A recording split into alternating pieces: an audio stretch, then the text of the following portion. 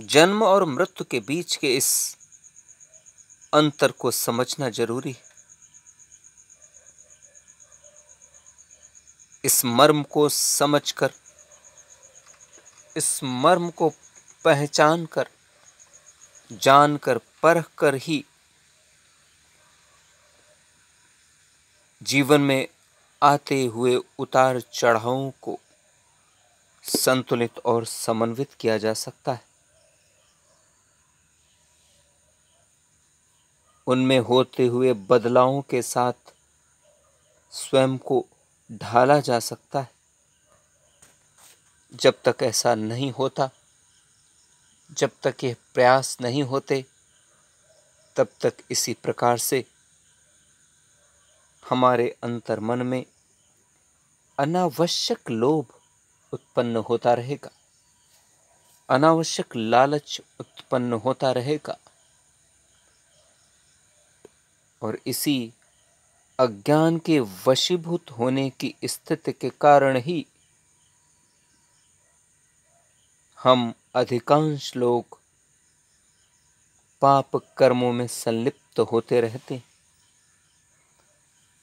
पाप कर्मों में उलझते रहते हैं, नकारात्मकताओं में उलझकर अपने जीवन को पतित करते रहते हैं।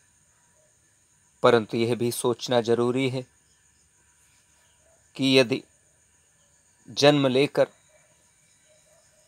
पाप कर्मों में उलझकर निरंतर गलत कार्यों में संलिप्त रहे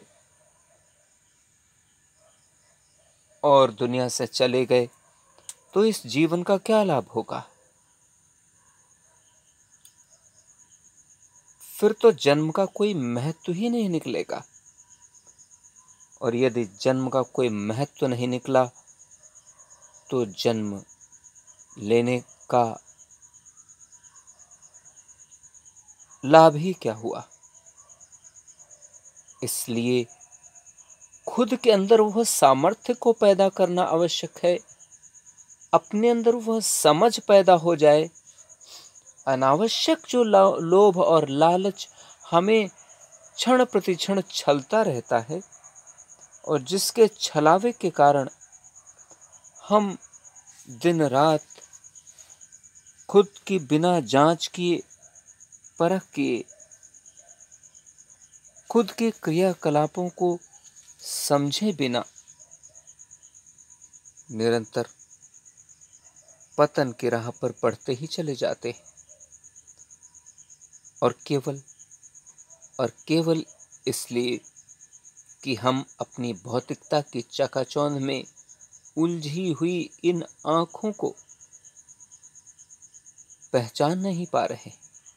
हमारे ये अंतर्मन के ज्ञान की आंखें मुंदी हुई हैं। अज्ञान ने हमारे अंतर्मन के ज्ञान के चक्षुओं को आच्छादित कर रखा है। अज्ञान के इस तिमिर ने ही तो हमारी यह स्थिति तैयार की है।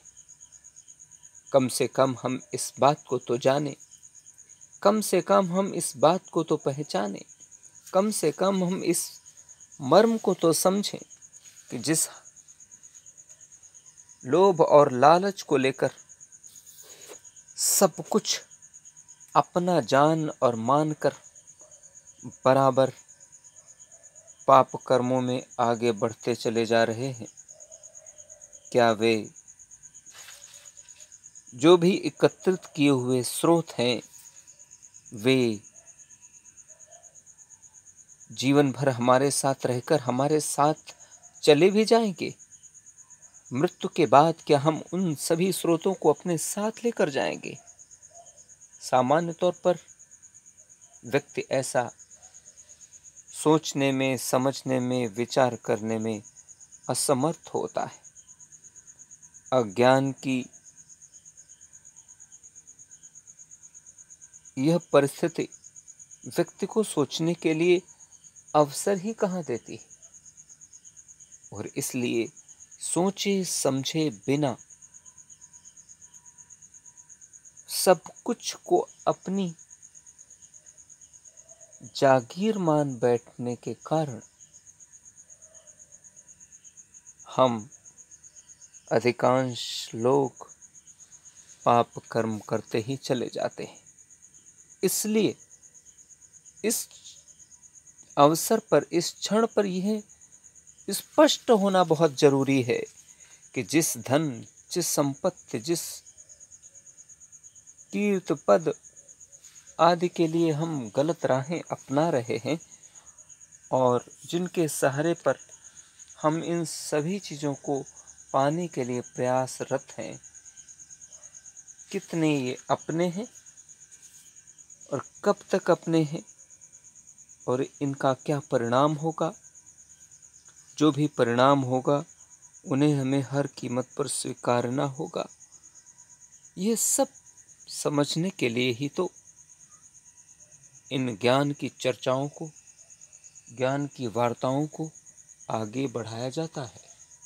जो लोग इन ज्ञान की चर्चाओं के माध्यम से, ज्ञान की बातों के माध्यम से अपने अंतर्मन के ज्ञान के चक्षुओं को प्रकाशित कर लेते हैं, ज्ञान को जागृत कर लेते हैं, वे ही लोग हर क्षण सोच समझकर उचित कदम उठाते हैं।